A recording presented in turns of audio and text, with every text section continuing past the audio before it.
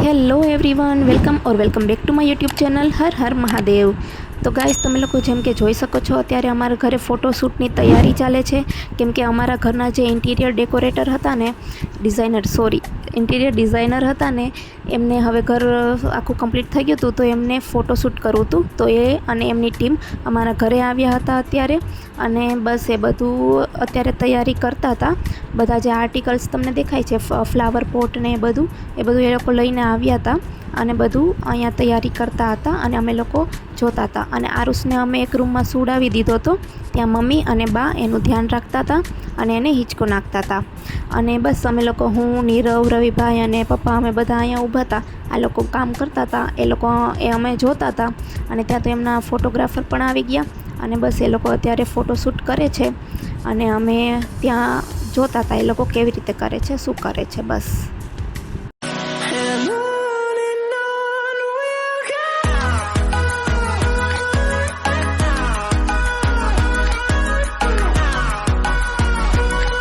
પછી ત્યાં ઊભા મને અને નીરવને તો ભૂખ લાગી ગઈ, તો હું અને નીરવ ગયા નીચે કંઈક નાસ્તો કરવા માટે।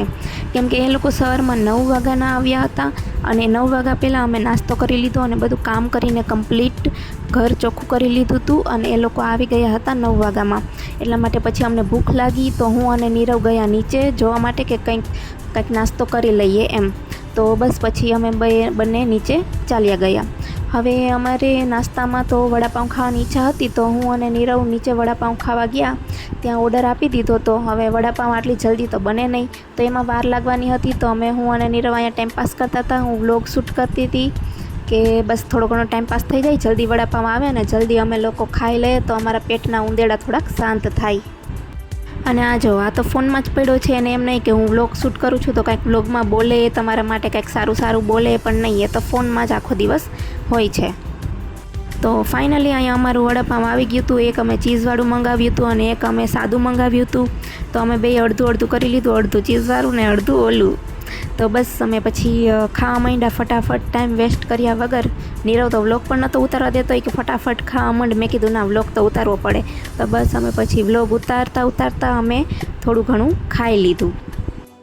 અમારી બિલ્ડિંગ તો હજી નવી બની છે, એટલે એની નીચે હજી એકેય શોપ થઈ નથી, પણ અમારા બાજુની જે બિલ્ડિંગ છે ને, ત્યાં નીચે બધી જ શોપ છે, તમને જે જોતું હોય ને બધું જ મળી જાય। અને બસ આ નાસ્તો કરવો હોય, કાંઈ અનાજ કરિયાણું આ તે બધું જ મળી જાય। તો અમે લોકો ચાલીને ત્યાં જ ગયા હતા, અને ત્યાં અમે નાસ્તો કરી લીધો। પછી ઘરે જઈને અમે જમી લીધું હતું, કામ કરી લીધું, અને બસ પછી ફ્રી થઈ અને હું, નીરવ અને રવિભાઈ અમે ત્રણેય નીકળી ગયા હતા અમારા જૂના ઘરે। કેમ કે ત્યાં જઈને હજી અમારે ઘણો બધો સામાન પણ પેક કરવાનો બાકી હતો। કેમ કે તમને ખબર છે કે અમે રહેવા આવ્યા ત્યારે અમે ખાલી થોડો ઘણો રાશન જ લઈને આવ્યા હતા, બીજું કંઈ લઈને નહોતા આવ્યા। તો અમે લોકો પહોંચી ગયા ઘરે, અને ફટાફટ એક બેડરૂમનો તો આખો સામાન ભરવાનો બાકી જ હતો, તો ફટાફટ અમે લોકોએ સામાન ભરવાનો સ્ટાર્ટ કરી દીધો। પહેલાં તો અમને એમ જ હતું કે અમારી પાસે તો કાંઈ સામાન જ નથી, આમ થોડીક વારમાં ભરાઈ જશે, પણ ના, જ્યારે ભરવાનું ચાલુ કર્યું ને ત્યારે ખબર પડી કે કેટલો સામાન છે ઘરમાં એમ।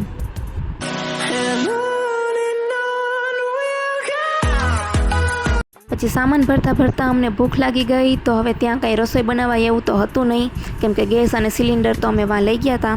તો બસ પછી ઓનલાઈન અમે ઓર્ડર કરી લીધી મંચુરિયન રાઈસ। તો પછી બસ એ આવી ગયું, અને અમે લોકો જમવા બેઠા હતા તારક મહેતા જોતા, કેમ કે તારક મહેતા વગર તો અમને આમ જમવાનું જરાય ભાવે જ નહીં, ખાસ કરીને નીરવને।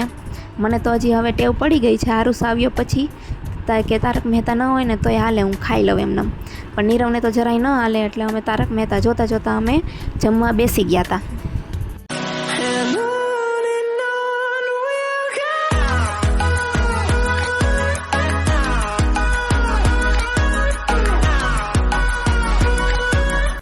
તો ફાઇનલી જો અમે આરામ કરતાં અને કામ કરતાં આટલો બધો સામાન પેક કરી લીધો। આમ હોલ આખો ભરાઈ ગયો તો ક્યાંય જગ્યા જ નથી, એટલો બધો સામાન પેક થઈ ગયો હતો। જોઈને એમ થયું કે અમારી પાસે આટલો બધો સામાન હતો। તો સાંજે પછી જો અમારી ઘરે સામાન પહોંચી ગયો, તો બધો સામાન આવી ગયો તો રિક્ષામાં। તો અહીંયા બધો અમે મૂકી દીધો છે, થોડોક હોલમાં અને થોડોક રૂમમાં મૂકી દીધો હતો। અહીંયા રૂમમાં તો બધો સમય એમ હતો નહીં, એટલે થોડોક અહીંયા રાખ્યો અને થોડોક બારે પણ મૂકવો પડ્યો। તો પછી સામાન આવી ગયો એટલે અમે અહીંયા ફટાફટ મૂકી દીધો।